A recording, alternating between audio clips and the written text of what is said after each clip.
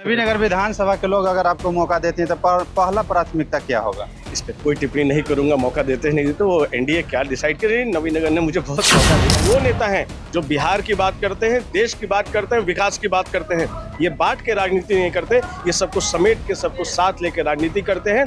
बिहार विकास के रास्ते पे प्रधानमंत्री जी पे भरोसा रखें, अपने नीतीश कुमार जी पे भरोसा रखें, अपने जीतन राम मांझी जी पे भरोसा रखें, उपेंद्र कुशवाहा जी पे अपने भरोसा रखें, अपने चिराग पासवान जी पे। विधानसभा चुनाव को देखते हुए आज हमारी टीम नबी नगर विधानसभा के चरण बाजार में है और नबी नगर विधानसभा के चरण बाजार में आज देख पा रहे होंगे कि यहाँ पे त्रिविक्रम नारायण सिंह आए हुए हैं। त्रिविक्रम नारायण सिंह कहीं डोर टू डोर जाकर यहाँ पे जनसंपर्क कर रहे हैं। अब यहाँ पे देख पा रहे होंगे त्रिविक्रम नारायण सिंह का ये जन सैलाब उमड़ा है जो कहीं ना कहीं यहाँ नबी नगर विधानसभा के चरण बाजार में पहुंचे हैं और देख पा रहे होंगे कि डोर टू डोर जाकर संपर्क कर रहे हैं, गले मिल रहे हैं और यहाँ पे कहीं ना कहीं एक पर्चा दिया जा रहा है और कहा जा रहा है कि नबी नगर विधानसभा में इस बार फिर आज यहाँ पे त्रिविक्रम नारायण सिंह चरण बाजार में देख पा रहे होंगे दीवार पर एक स्टिकर सटा रहे हैं। कहीं ना कहीं पर हमारे देश के प्रधानमंत्री नरेंद्र मोदी जी का स्टिकर चरण बाजार में सर आज आए हुए नबी नगर विधानसभा में क्या कुछ लोगों से कहिएगा?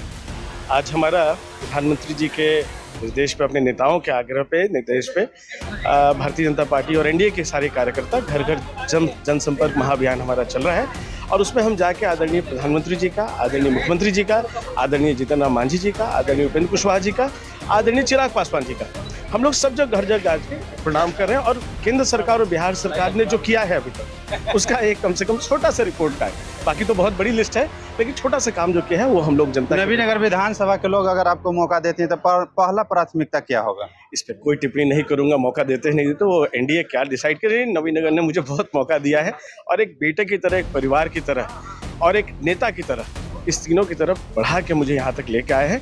ये विषय एनडीए का है और मेरा जो विचारधारा है वो एनडीए की विचारधारा है और जितना सम्मान, जितना प्रेम, जितना आशीर्वाद मिला है उसके लिए मैं महादेव का, मैं माता रानी का जितना भी धन्यवाद करूं वो कम पड़ जाता है। लेकिन हाँ, ये जो संबंध है, ये संबंध अब सांसों के साथ ही टूटेगा, तो बीच में कहीं कोई रास्ता नहीं है। इसमें नवी महापर्व है, इसमें तेजस्वी यादव ने कहीं ना कहीं मंच से कलम का वितरण कर रहे हैं, वह बिका जा रहा है। अभी हम सब लोग इस महापर्व के, जो हमारी माता रानी का पर्व में हम सब लगे हुए हैं। अभी दुर्गा जी की आराधना करेंगे, उनके 9 रूप की आराधना करेंगे और उसके बाद फिर लक्ष्मी पूजा में माँ के दूसरे रूप का हम लोग पूजा करेंगे।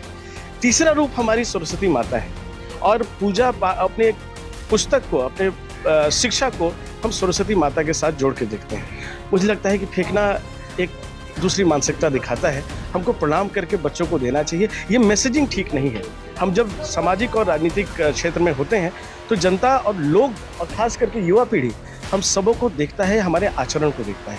हम ही किताब फेंकेंगे तो शिक्षा, जो बिहार की सबसे बड़ी ताकत है और बड़ी ताकत बनने जा रही है, अगर उसको हम लोग अगर कमज़ोर दिखाएंगे तो ये चीज़ ठीक नहीं। मेरा उनसे भी आग्रह है कि शिक्षा के महत्व को, हालांकि उन्होंने समझा नहीं समझा, मैं उस पर टिप्पणी नहीं करूंगा, लेकिन आने वाली पीढ़ी को हाथ जोड़ के समझाएं कि शिक्षा कितना ज़रूरी है, तो वो समझाना है। कहीं ना कहीं तीसरा फ्रंट जन सुराज प्रशांत किशोर जी टिप्पणी करते हैं सम्राट चौधरी पर। मुझे लगता है कि जिस तरह से उन्होंने शुरू किया था तो सारा एजेंडा धीरे धीरे खत्म होते जा रहा है और इस नकारात्मक राजनीति से मेरा एक आग्रह है अपने बिहार के सारे राजनीतिक दलों से कि बिहार ने नकारात्मकता बहुत देख ली है। बिहार को एक सकारात्मक रास्ते पे जाना चाहिए। हम क्या करेंगे वो करना है, दूसरे ने क्या किया ठीक है, उसके लिए कोड बना हुआ है।